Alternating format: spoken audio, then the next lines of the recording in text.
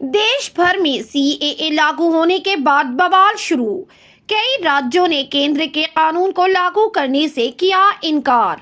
केंद्र सरकार ने लोकसभा चुनाव से पहले नागरिकता संशोधन अधिनियम सीएए 2019 को देश भर में लागू कर दिया है। साथ ही इससे जुड़े नियम भी अधिसूचित कर दिए गए हैं।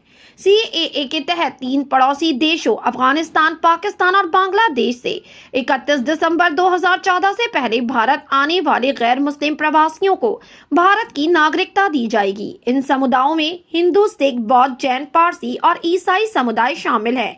वहीं इसमें मुस्लिम समुदाय शामिल नहीं है। नागरिकता संशोधन अधिनियम 2019 के लागू होते ही देश के कई राज्यों में विरोध प्रदर्शन भी शुरू हो गया है। सीएए के खिलाफ विरोध को देखते हुए सरकार ने कई राज्यों में अलर्ट जारी कर दिया है। इसके अलावा सोशल मीडिया प्लेटफॉर्म पर देश भर की सुरक्षा एजेंसियां और पुलिस की साइबर विंग भी अलर्ट मोड पर है। सीएए के विरोध में जो राज्य प्रदर्शन कर रहे हैं उनमें असम, पश्चिम बंगाल, केरल, उत्तर प्रदेश, तमिलनाडु समेत कई राज्य शामिल हैं।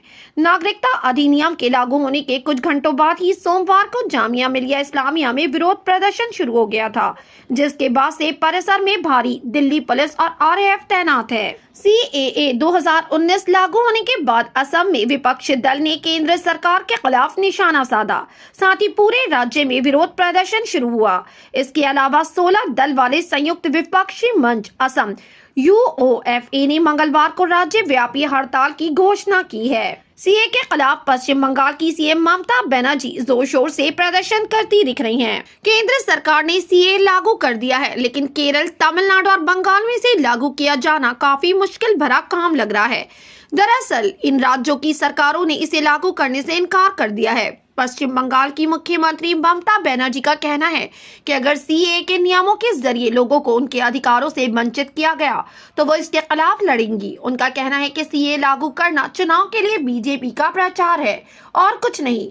ममता बनर्जी ने लोगों से शांत रहने और अफवाहों से बचने की अपील की है। केरल भी नागरिकता संशोधन कानून के शुरुआत से ही खिलाफ है।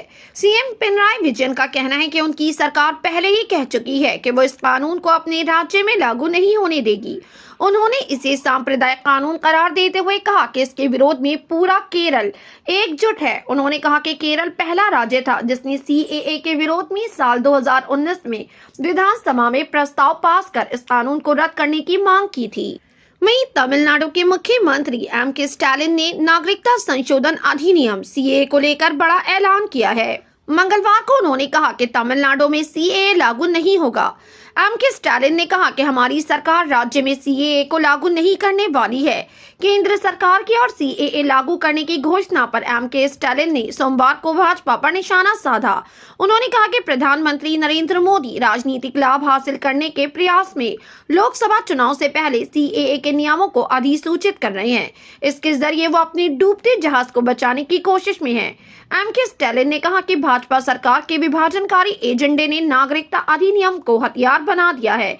इसे मानवता के प्रतीक से धर्म और नस्ल के आधार पर भेदभाव के उपकरण में बदल दिया है। सीएए के विरोध में इन राज्यों में किए जा रहे विरोध प्रदर्शन को आप कैसे देखते हैं? अपनी राय कमेंट सेक्शन में जरूर दें। हमारे चैनल को सब्सक्राइब करें, बेल आइकन प्रेस करें ताकि देश दुनिया से जुड़ी तमाम वायरल खबरें हम आप तक पहुंचाते रहें।